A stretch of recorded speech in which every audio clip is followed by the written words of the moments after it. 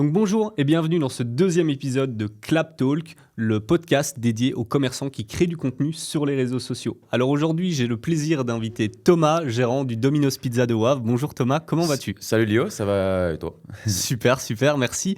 Du coup, écoute, l'idée ici, c'est de te présenter. Donc je te dirais, qui es-tu et qu'est-ce que tu fais de manière générale ? Je m'appelle Thomas, j'ai 27 ans.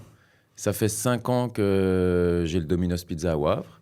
Et voilà, je fais des pizzas et j'essaye de m'en sortir. Ok, trop bien, super. Et est-ce que tu serais peut-être nous décrire un petit peu ton commerce, quel est le genre de business que tu as du coup aujourd'hui avec ce Domino's ?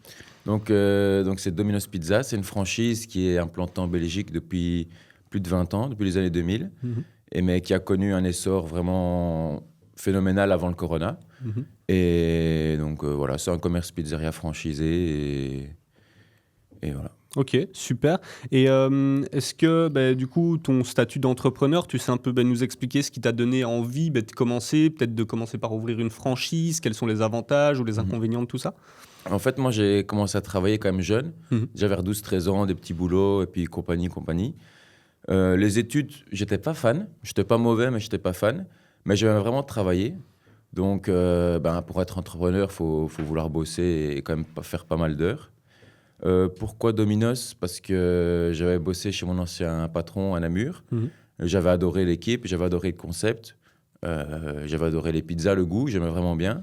Et puis c'était au moment où Domino's voulait vraiment s'agrandir. Ils avaient un objectif de 100 magasins. Maintenant, on en a plus ou moins 120 en Belgique. Et donc, j'ai pris l'opportunité qui venait à moi, quoi. Ok, super. Et aujourd'hui, tu as un Domino's, tu en as plusieurs. Est-ce que c'est ta seule activité ou est-ce que tu es à 100% focus là-dessus ? C'est ma seule activité. Okay. J'ai eu un moment 2 Domino's, mais j'ai préféré garder un seul. Et voilà, je fais que ça pour le moment. Ok, super. Et dans le contexte un peu initial, parce qu'aujourd'hui, forcément, on est là pour parler de la création de contenu sur les réseaux sociaux pour les commerces, est-ce que tu trouves que les réseaux sociaux ont une réelle importance aujourd'hui quand tu as un commerce ? Et est-ce que tu as peut-être une différenciation à faire avec quand tu as commencé, peut-être au tout début, quand tu as commencé peut-être dans la franchise de ton ancien patron ? Comment ça a évolué et quelle est ta perspective là-dessus ? Mais franchement, donc, moi, j'ai commencé à travailler chez Domino's à 18 ans. J'en ai 27, donc ça fait 9 ans. Okay. Quand j'étais chez mon ancien boss, ça fonctionnait beaucoup les réseaux, mais juste Facebook. Tu n'avais pas vraiment Insta. TikTok n'existait pas. Mais il y avait beaucoup de pubs niveau flyers, donc tout ce qui est contenu, toute boîte, donc c'est les distributions par la poste. Tu avais les flyers qu'on distribuait aux gens en ville, un peu partout, que tu posais au Carrefour, que tu posais dans les écoles. Ça fonctionnait tout autant que les réseaux. Maintenant, c'est devenu un peu has-been, je veux dire, et ça ne fonctionne plus vraiment. Et même les réseaux, maintenant, fonctionnent différemment que quand j'ai commencé. Donc, quand j'ai commencé à 22 ans, j'avais fait une page Facebook, tu fais un petit concours, tu as quelques milliers de followers, et puis tu t'en sors comme ça. Mais maintenant, ça ne fonctionne plus du tout comme ça. Ok. Et justement, qu'est-ce qui t'a donné du coup envie de commencer à utiliser d'autres réseaux sociaux ? Parce que tu as commencé via Facebook. Qu'est-ce qui t'a donné envie d'aller sur Instagram ou d'aller sur TikTok ? Parce que ce n'est pas forcément le même format de contenu à partager. Qu'est-ce qui t'a donné envie de faire ça et quels étaient tes objectifs quand tu as commencé à faire ça ? Mais l'objectif, c'est toujours d'augmenter son chiffre d'affaires, donc d'augmenter ses revenus et de mieux vivre. Mais c'était aussi de toucher plus de monde. Et aussi, le problème, c'est qu'en tant que franchisé, les gens ne pensent pas forcément à l'humain qu'il y a derrière la franchise. Donc, comme un McDo ou un Quick, ils se disent on va chez Quick, on va pas chez Thomas, on va pas chez Lio. Mais derrière, il y a vraiment des travailleurs, des indépendants, au même titre qu'un indépendant qui a une pizzeria classique, au même titre qu'un indépendant qui a un restaurant classique. C'est juste que tu as un concept derrière qui est révolutionnaire, qui fonctionne, qui tourne, donc ils l'ont franchisé. Mais sinon, c'est le même principe. Et ça, les gens ne le comprennent pas forcément.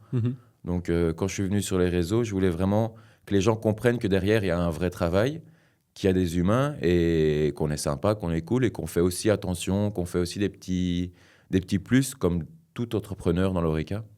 Et donc, voilà. Donc, vraiment te rapprocher, on va dire, de tes clients et arriver à créer cette différenciation comparé à toutes les autres franchises qu'il y a et pas juste dire, comme tu l'as dit, tu viens chez Domino's. Non, tu viens dans le Domino's de tel franchisé parce que de l'un à l'autre, forcément, tu as une qualité qui est normalement censée être la même, mais on voit toujours ceux qui se démarquent un petit peu plus des autres, on va dire. Donc non, clairement, et pour avoir travaillé justement avec différentes franchises à l'époque, franchement, on voit l'implication de chacun. Tu vois que tout le monde essaye de faire au mieux, mais on voit que de ton côté, en tout cas, il y a une réelle passion, un réel investissement, et on voit que tu es dedans depuis des années et que tu maîtrises la chose, quoi. Comme tu l'as dit, moi, je suis devenu, entre guillemets, entrepreneur. J'ai ouvert un Domino's, mais j'ai pas du tout de mal de travailler pour quelqu'un. Donc moi, tu m'aurais mis un bon salaire, tu m'aurais mis une bonne situation, j'aurais pu travailler pour quelqu'un, même faire des boulots de merde.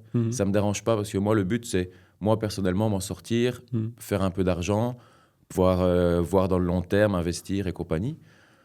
Que je sois entrepreneur ou non, je m'en fous. Donc, t'expliquais justement que tu aimais bien la partie indépendant, mais que ça t'aurait pas dérangé d'aller taffer pour quelqu'un d'autre, parce qu'en fait, t'es quand même passionné par... Donc ça me dérangerait pas de travailler pour quelqu'un d'autre. J'ai vraiment entrepris chez Domino's parce que j'aimais le concept et j'aimais vraiment travailler là. Donc j'aurais pu faire tout autre travail, mais j'ai eu l'occasion et je l'ai fait et je kiffe ce que je fais. Ok, trop bien. Je trouve ça hyper intéressant parce qu'en effet, souvent, tu vois, c'est vraiment cet onglet entrepreneuriat, souvent les gens se disent « Ouais, mais le monde du salariat, c'est pas pour moi, je veux absolument le truc de l'entrepreneur. » Je pense pas forcément que ce soit la solution à tout. Quand j'ai ouvert, j'avais vraiment ce truc « Oui, je suis entrepreneur. Mais en réalité, j'ai envie les gens qui sont salariés. Si tu es salarié, tu as un bon job, tu peux partir un mois en vacances sans qu'on te casse les pieds, sans que tu aies un appel oui, je suis malade. Je signe demain, tu vois. Les gens ne se rendent pas compte, ils veulent être entrepreneurs parce qu'ils se disent « Oui, je suis patron. » Mais c'est mon ancien boss qui disait ça. En tant que patron, tu es ton premier ouvrier. Tu es l'ouvrier le moins bon de l'entreprise. Parce que tous les problèmes, ce sera chez toi. Et au final, tu es patron, ok, mais tu vis en fonction de tes ouvriers et de tes employés, tu vois. Donc, oui, t'es patron, c'est cool, mais c'est pas si cool que ça. T'as des problèmes, tu dois chaque fois trouver des solutions. Et si t'es salarié et que t'as un bon job, t'as une bonne place, faut pas forcément être patron, surtout en Belgique, tu vois. Vu les impôts et tout ce qu'on paye, c'est pas forcément le bon plan. Je trouve ça hyper intéressant, en tout cas, comme remarque. Et je pense que ça permettra à beaucoup de personnes d'ouvrir les yeux sur tout ça. Parce qu'en effet, il y a une face cachée, on va dire, que peu de gens comprennent. En fait, c'est pas forcément fait pour tout le monde.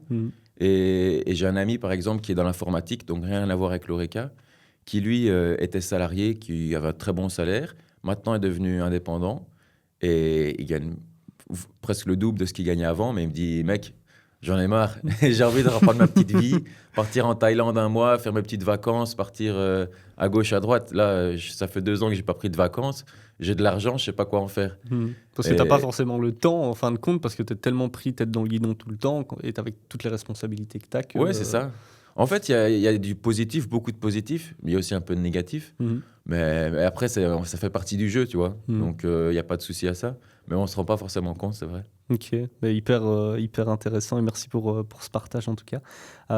Est-ce que dans la partie changement et ce que tu as pu remarquer entre guillemets depuis que tu as pu commencer à être actif sur ces différentes plateformes et d'accentuer ta présence en ligne, quels ont été les changements que tu as pu constater et est-ce que tu as des exemples concrets, donc par exemple des nouveaux clients rencontrés, des nouveaux cibles ou autres, en tout cas les retours que tu as pu avoir de tout ça?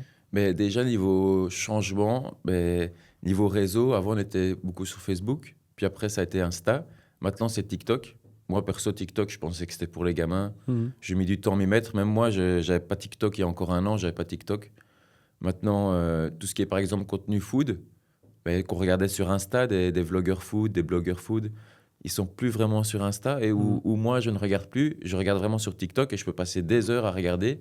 Donc ça, depuis quand j'ai commencé, ça fonctionnait pas, il y avait pas. Et niveau retour client et compagnie, sur Facebook, on avait beaucoup de messages, beaucoup de gens qui commentaient. Maintenant, sur Facebook, les gens, quand on fait un peu de pub, ça fonctionne, ok. Mais tu n'as pas de retour, tu n'as pas vraiment d'interaction. Là où sur TikTok, niveau interaction avec le client, c'est un banger. Parce que tu peux être libre, tu peux tutoyer les gens, tu peux rigoler, tu peux lâcher des petites blagues. C'est vraiment l'ambiance TikTok est vraiment chouette. Okay. Donc ça, c'est en fait, c'est une ambiance vraiment spontanée. Sur Facebook, tu dois faire attention, tu dois pas faire de fautes d'orthographe. Bon, sur TikTok non plus, mais tu as une façon de parler qui est différente. Et ça, sur TikTok, c'est vraiment bien pour nous en tant qu'Oreca. Donc ça, c'est cool. On pourrait parler, on va dire, de transparence et d'authenticité sur un réseau comme TikTok où en fait, tu peux un peu plus montrer le côté brouillon ou le côté moins parfait, là où là où Instagram et Facebook, c'est beaucoup plus du vitrine, du joli, du clean. Donc, genre sur Facebook ou sur Insta, tu sais, tu fais attention à ton feed. Tu veux que tout soit propre quand on voit ta page Insta. On veut que toutes les petites photos soient cool. Sur TikTok, on s'en bat les couilles, tu vois. Ouais, Juste, il faut que la vidéo, elle soit cool. Il faut que les gens la regardent. Et en fait, par exemple, sur Insta, quand on travaillait ensemble à l'époque, j'ai nettoyé toute la cuisine. Je faisais en sorte que tout soit propre, mais que tu puisses manger à terre. Sur TikTok, c'est plus spontané. Tu peux venir à midi, tu peux venir à 20h. Si j'ai fait 100, 200, 300 ou une pizza, c'est pas très grave. C'est spontané. OK, tu viens dans la cuisine, on est là, on travaille. Donc ça, c'est cool. C'est un stress en moins. Et les gens comprennent. Parce que tu as l'impression que les gens comprennent mieux ton commerce et se disent, OK, ils travaillent, c'est normal que tout n'est pas clean. Là où sur Insta, tu vois, il faut que tout soit carré, il faut que ton ça peut plus vite déranger qu'il y ait un petit morceau de fromage ou qu'on porte pas les gants, même si dans les faits, aujourd'hui, les gants, c'est encore un autre sujet. Oui, parce que c'est assez complexe, mais non, je vois clairement ce que tu veux dire. Et aujourd'hui, qu'est-ce qui t'a, donc on l'a dit, mais surpris au niveau des résultats? Est-ce que tu as une vidéo en particulier qu'on a conçue ou qu'on a partagée, où tu te dis, tiens, celle-là, elle a vraiment bien marché, j'ai eu des retours, j'ai eu des personnes qui sont venues grâce à ça? On a une vidéo où j'ai eu beaucoup de retours. C'est une vidéo où on faisait une pizza où je disais que les viandes étaient halal. Donc voilà, nous, on va dire 90% de notre carte qui est halal. Il y a juste le jambon bacon, ça reste du jambon parce que niveau qualité, on n'a pas trouvé du halal qui était qualitatif. Et puis, on reste une franchise en Belgique, voilà, donc on garde un petit pourcentage classique.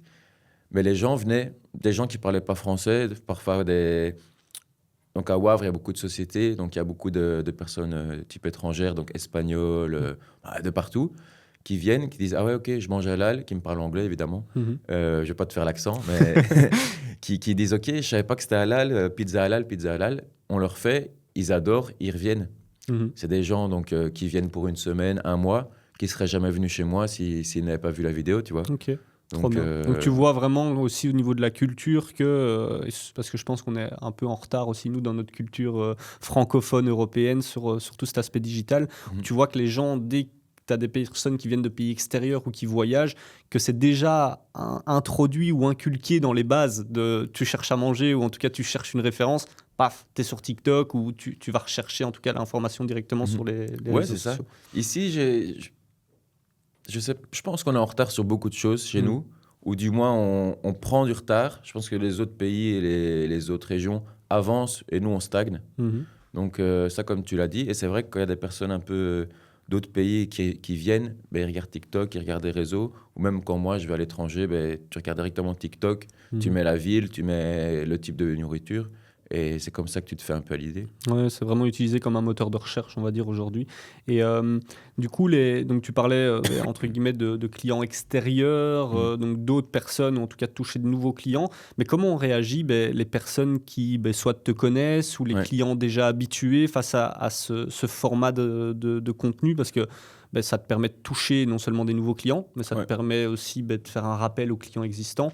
Comment ces gens ont réagi? Est-ce qu'ils ont trouvé ça nul? Est-ce qu'ils ont trouvé ça justement bien? C'est marrant que tu le dises parce que en fait, le rappel, il est super important. Et ça, c'est un truc que les gens ne pensent pas forcément. Mais d'autant plus en tant que franchise, mais parfois les gens t'oublient. En fait, tu vas au Quick, parfois tu oublies qu'il y a un Quick à Wavre, tu vois. Parce qu'au final, c'est tellement ancré dans la ville que tu n'y penses plus. Et donc, ça fait du bien, une petite piqûre de rappel, une petite piqûre de « Ah ouais, c'est vrai, il y a Domino's. Ah ouais, c'est vrai, j'ai envie d'une pizza, tu vois. » Donc, ça, je pense que le rappel, il est tout aussi important que de avoir des nouveaux clients. Dans la franchise, on a plusieurs groupes de discussion. Donc, je fais partie, moi, je suis représentant wallon du marketing. Donc, on a quelques réunions. Et c'est vrai que quand on compare à des années, il y a 3, 4, 5 ans, tu as beaucoup plus de concurrents. Donc, les gens vont aller, on va dire, moins souvent chez toi. Et donc, c'est important de leur faire rappeler, de leur faire revenir plus vite qu'avant. Parce que ton chiffre d'affaires, il évolue en conséquence. Si Lio, il vient une fois par semaine, je vais gagner plus que si Lio, il vient une fois par mois. Logique. Mais c'est pas parce que tu viens moins que tu aimes moins. C'est juste qu'il y a beaucoup d'autres commerces qu'il faut que tout le monde mange. Mais voilà, donc ça c'est important de travailler là-dessus. Ok, non mais en effet, moi c'est un truc que je dis souvent, c'est t'as beau avoir un produit parfait, être le meilleur dans ton domaine, si à côté de toi il y a même quelqu'un qui fait moins bien ou juste moyen, mais qui en fin de compte se montre ou a ce petit truc en plus de l'authenticité qu'il partage, en fait il va peut-être arriver à faire plus de chiffres ou arriver à capter l'attention de plus de clients, alors que pourtant c'est pas pour autant que t'as pas un meilleur produit, mais c'est juste le fait de s'être montré avec de la répétition, donc comme tu dis... Il y a plein d'exemples, et je n'ai pas envie de citer de nom, mais il y a des personnes ou des sociétés qui sont super qualitatives, qui ne fonctionnent pas forcément, qui après quelques années font faillite. Là où d'autres sociétés, le produit n'est pas top, mais ils restent dans le temps parce qu'ils sont présents. Ils sont présents, ils jouent avec les codes et sont à jour, donc non, totalement, je comprends ce que tu veux dire. Pour tout ce qui va être sur la vie que tu vas avoir sur cette partie justement réseaux sociaux, tant qu'on y est, est-ce que tu avais des appréhensions ou tu étais assez restreint par rapport au format de contenu que je t'ai apporté? Parce qu'au début, quand on travaillait, vraiment, on a commencé il y a 4 ans à peu près, donc vraiment début Covid en fait, au moment où moi j'avais l'agence à l'époque. C'était des formats de vidéos ou en tout cas du contenu beaucoup plus léché, beaucoup plus quali. On était beaucoup moins dans cet échange un peu ping-pong provocateur. Comment tu as réagi initialement par rapport au contenu que je t'ai proposé en te disant tiens, on va faire ce format de contenu chez toi? Est-ce que tu étais OK? Est-ce que tu n'étais pas OK parce que tu ne comprenais pas? Ou est-ce que justement c'était le genre de format qui, toi, captait ton attention sur les réseaux? Mais c'est le genre de format que je regardais déjà depuis quelques temps. Mais je ne me suis pas dit, OK, je vais le faire. Donc là, quand tu es venu avec l'idée, quand tu m'as expliqué un peu tout ça, je me suis dit, OK, bingo, on va le faire, ça va être cool. Des a priori, non, parce qu'on a déjà bossé ensemble et je sais que quand tu as une idée, souvent c'est un banger, tu vois.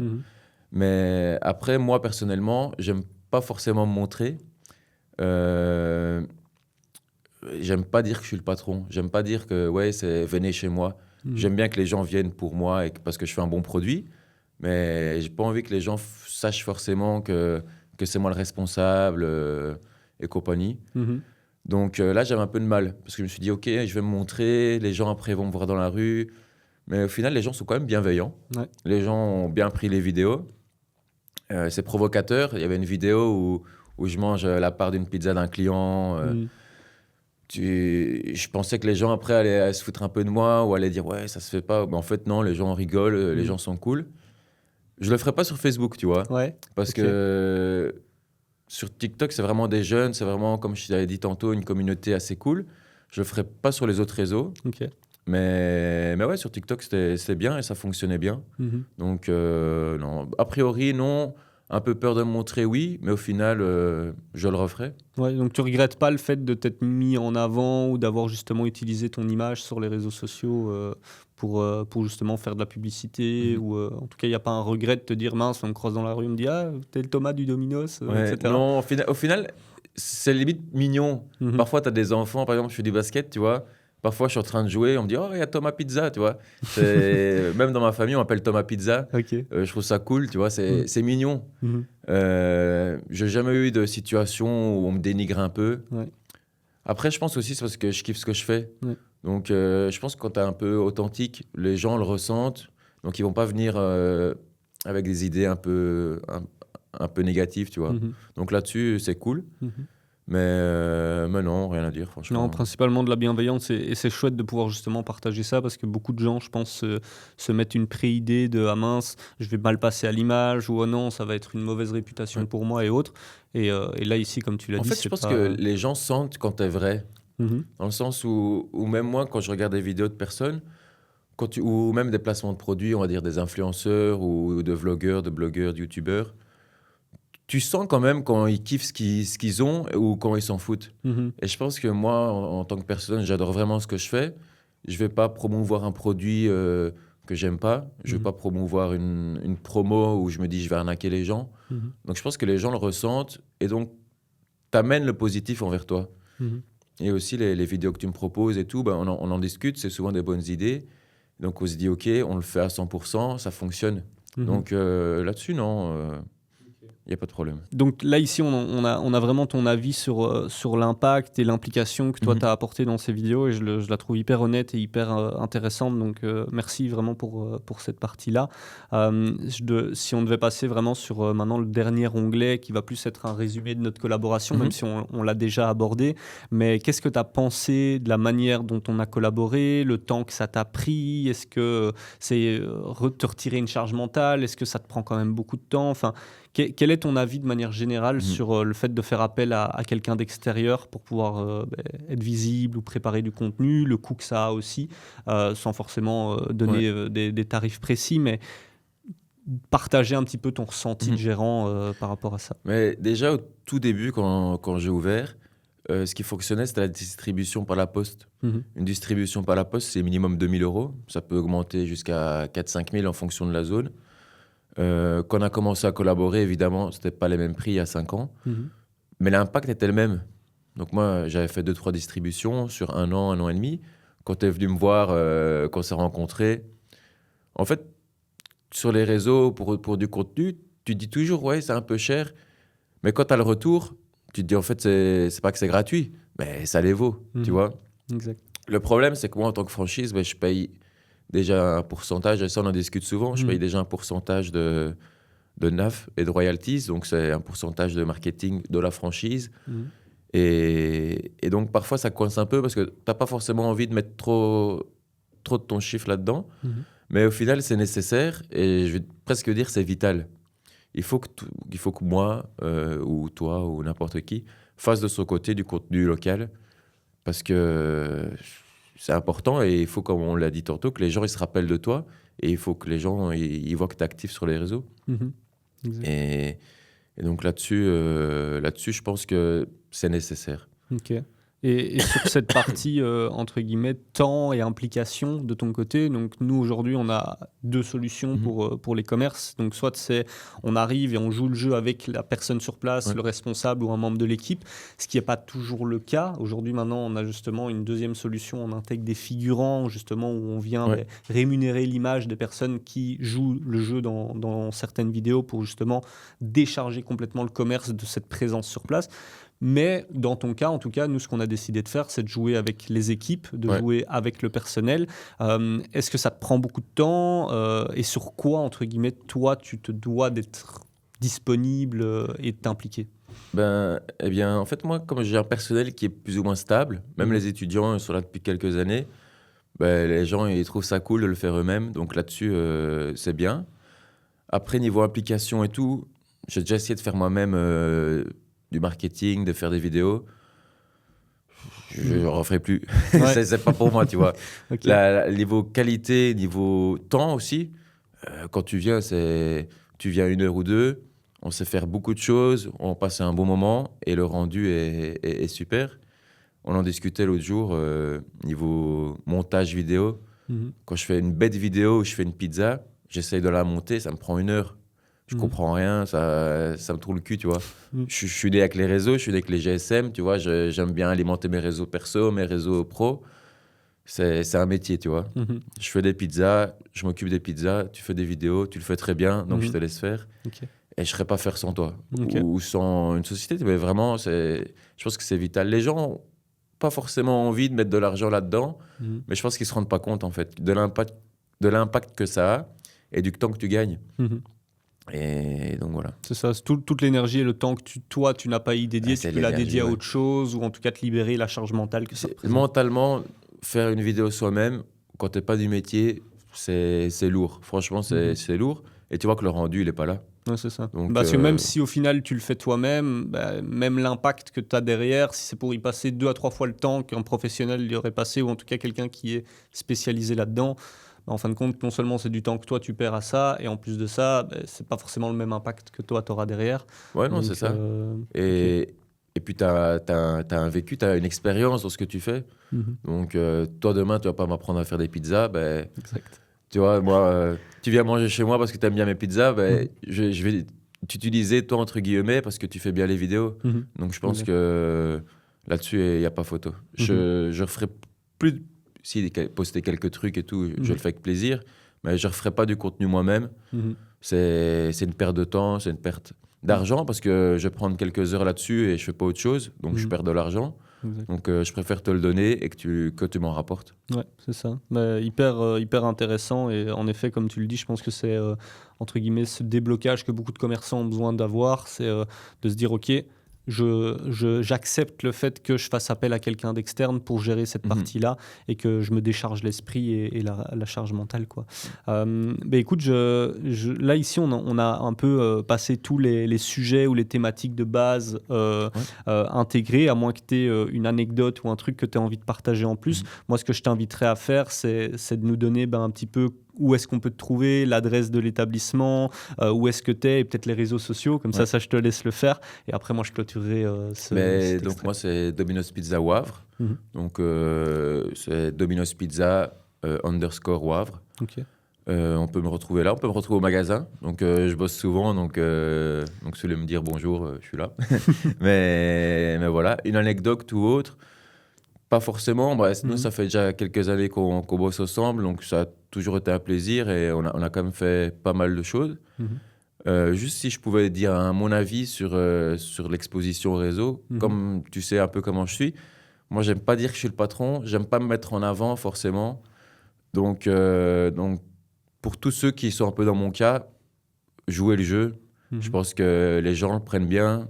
Pour tout commerçant, que ce soit Horeca ou textile ou autre, si vous aimez ce que vous faites, montrez-vous. Les gens, ils vont toujours bien le prendre. Donc là-dessus, je pense que les gens, ils peuvent avoir confiance en eux et jouer le jeu. Et maintenant, voilà, on voit tellement de choses absurdes sur les réseaux que c'est pas un commerçant qui essaye de vendre son produit qui va choquer les gens. Exact. Donc au final, jouer le jeu et ça fonctionne bien. Super. Écoute, Thomas, en tout cas, un tout grand merci pour ton merci retour, ton feedback et ton implication, en tout cas, soit dans notre collaboration, mais aussi ici dans ce podcast qu'on partage.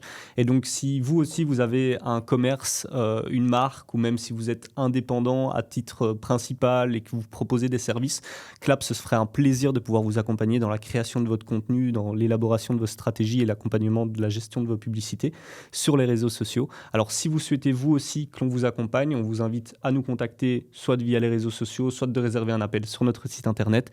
Et on se dit à très vite pour un prochain épisode.